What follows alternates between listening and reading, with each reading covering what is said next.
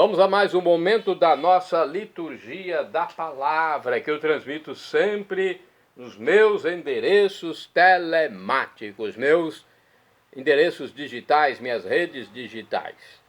Olha, é importante essa evangelização. Foi Jesus mesmo quem mandou: ide pelo mundo e evangelizai, o que de graça recebestes, deem também de graça. E é isto que eu faço aqui. Estou evangelizando, seguindo o mandamento de Jesus.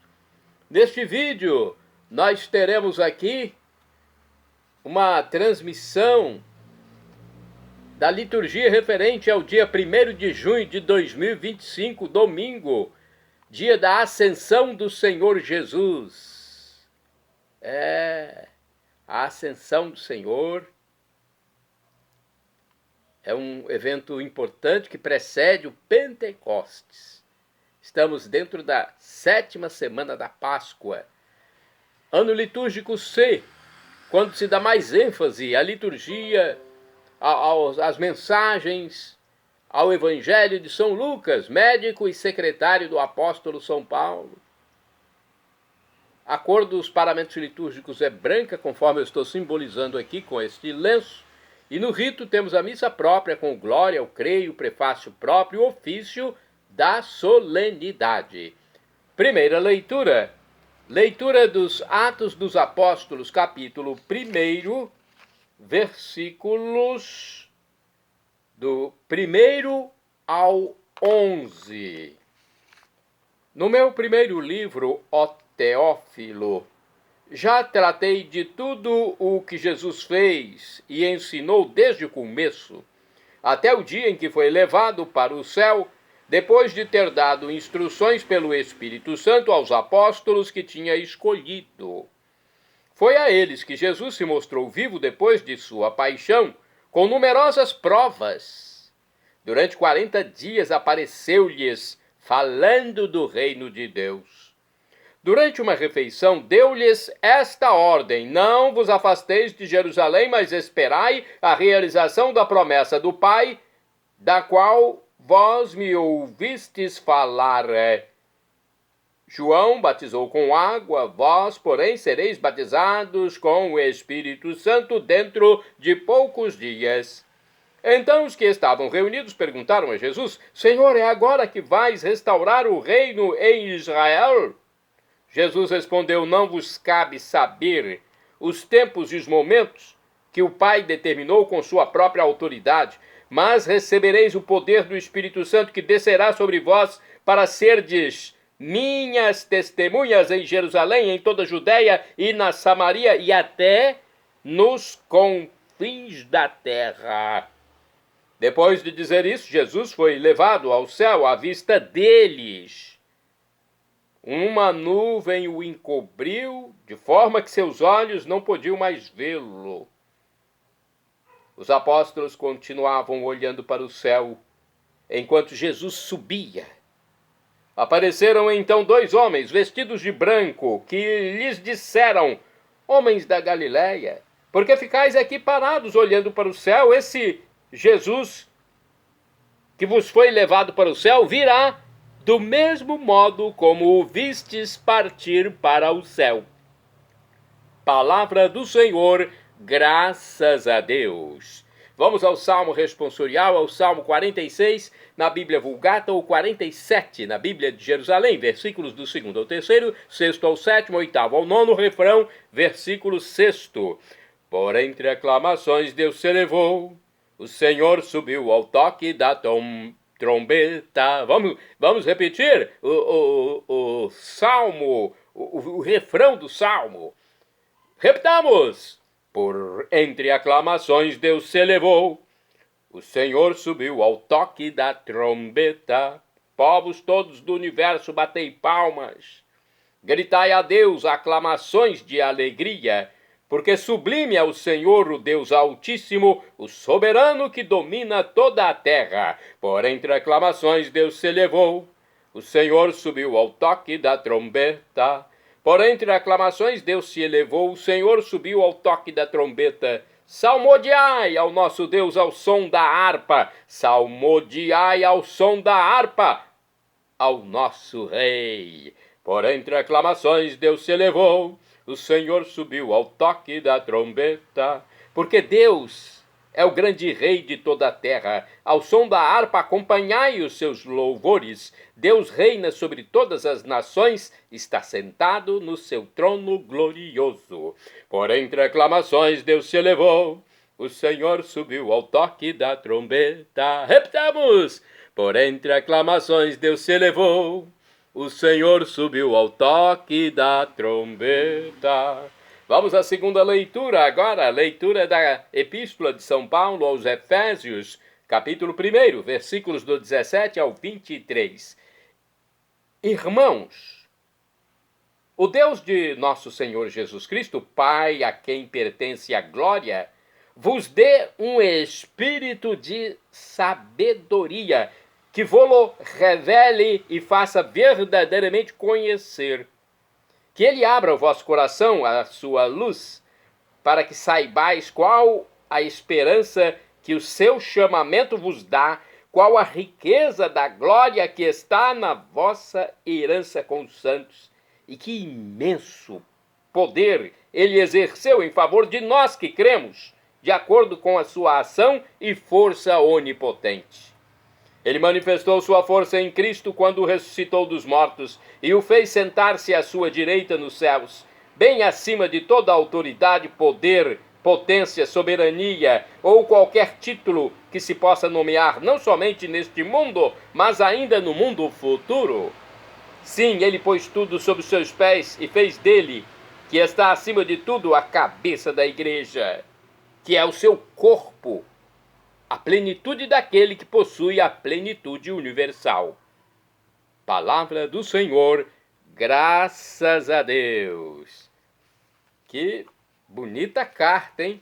E é difícil, às vezes, de interpretar, porque São Paulo era um doutor, né? Um poliglota, um doutor da igreja primitiva, da primeira igreja que foi surgindo, né? Depois da ascensão e depois da vinda do Espírito Santo. Agora vamos ao Evangelho. O Evangelho, nessa eu fiz a segunda leitura, mas há uma segunda opção, pode ser a carta aos Hebreus, capítulo 9, versículos do 24 ao 28, capítulo 10, versículos do 19 ao 23. Então pode ser essa carta aos Hebreus, mas a de Efésios é mais divulgada. Agora o Evangelho, escrito por São Lucas, capítulo 24, versículos do 46 ao 53. O Senhor esteja convosco, Ele está no meio de nós. Proclamação do Evangelho de Jesus Cristo, segundo São Lucas. Glória a vós, Senhor. Pelo sinal da Santa Cruz, livra-nos Deus nosso Senhor dos nossos inimigos. Naquele tempo, Jesus disse a seus discípulos: assim está escrito, que o Messias tinha que sofrer e ressuscitar dos mortos no terceiro dia, e que em seu nome fosse anunciado o arrependimento para o perdão dos pecados a todas as nações, começando por Jerusalém. Vocês são testemunhas disso. Eis que eu enviarei sobre vocês o que meu Pai prometeu. Portanto, fiquem na cidade, até serem revestidos da força do alto. Então Jesus os levou para fora da cidade até Betânia, e erguendo as mãos, os abençoou. E enquanto os abençoava, afastou-se deles e era elevado ao céu. Eles ficaram ajoelhados diante dele e depois voltaram a Jerusalém com grande alegria, e estavam sempre no templo, louvando ao Senhor nosso Deus. Nosso Deus, Jesus Cristo. Vamos à reflexão do livro Dia a Dia com o Evangelho. Últimas recomendações e despedida. Jesus congrega seus discípulos e recorda-lhes o que a Escritura anunciou, isto é, que em seu nome fosse anunciado o arrependimento para o perdão dos pecados a todas as nações, começando por Jerusalém. Terão a incumbência de dar testemunho de tudo que viram e ouviram junto ao Mestre. Antes, porém, permanecerão em Jerusalém até serem revestidos da força do alto, a descida do Espírito Santo, a terceira pessoa da Santíssima Trindade. A despedida se dá em clima de paz, tanto que voltaram a Jerusalém com grande alegria. E enquanto os abençoava, Jesus afastou-se deles e era elevado ao céu. Esse gesto prolongado de bênção certamente ficou gravado nas fibras mais íntimas dos discípulos. Dava-lhes a sensação e a garantia de que Jesus continuava abençoando a missão que doravante deveriam realizar. Temos uma reflexão agora do livro Palavra e Vida. Vejamos aqui o que está escrito. Aqui nesse livro, Palavra e Vida, é a Léxio Divina. Então nós vamos transmitir a Léxio Divina para vocês. É a leitura orante. Léxio Divina é no latim, né? Leitura orante. Leitura de Deus. Olha, a recomendação a leitura é desse texto. Depois Jesus os levou para Betânia e, levantando as mãos, os abençoou. Enquanto os abençoava, separou-se deles e foi arrebatado ao céu. A meditação Jesus inaugura um novo tipo de presença entre nós. Antes estava condicionado às nossas limitações. Agora ressuscitado, pode estar junto de cada um de nós ao mesmo tempo. Foi esta certeza que fez os apóstolos voltarem para Jerusalém com grande júbilo. Oração. Acredito em vossa presença em mim, Senhor, mas ajudai-me para que vos perceba nos meus irmãos mais humildes e por trás dos fracassos aparentes. Ação, gesto concreto. Serei solícito e disponível para ajudar meus irmãos, nos quais acredito estar presente o Senhor. Temos mais reflexão? Vamos procurar uma reflexão para fechar essa interpretação da palavra de Deus. No livro, no Anuário Folhinha do Sagrado Coração. Lucas 24, versículos do 46 ao 53. É um texto de Lucas Moreira Almeida, de Petrópolis, no Rio. Cristo por primeiro, nós em seguida. A solenidade da Ascensão do Senhor vem nos encher de esperança ao vermos que Cristo sobe para junto do Pai, abençoando-nos. E foi justamente para isto que ele veio, para nos abençoar tudo o que foi criado por ele e nele. Toda a criação redimida pelo sangue de Jesus é apresentada por ele mesmo ao Pai. Cristo sobe aos céus com seu corpo glorioso, abrindo as portas para que todos nós, ressuscitados com ele, tenhamos acesso a Deus. A força do alto que nos foi prometida é-nos dada na medida de nossa fidelidade, de nossa busca sincera pela sua vontade. Quanto mais formos honestos conosco mesmos e com a palavra de Deus, mais o caminho que Jesus abriu estará aberto para nós também. Vamos agora aos santos do dia.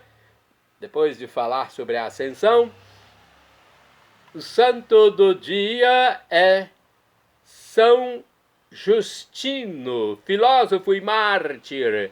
De acordo com o site do Vaticano, na história da Igreja, muitos santos empregaram o uso da razão humana para compreender o divino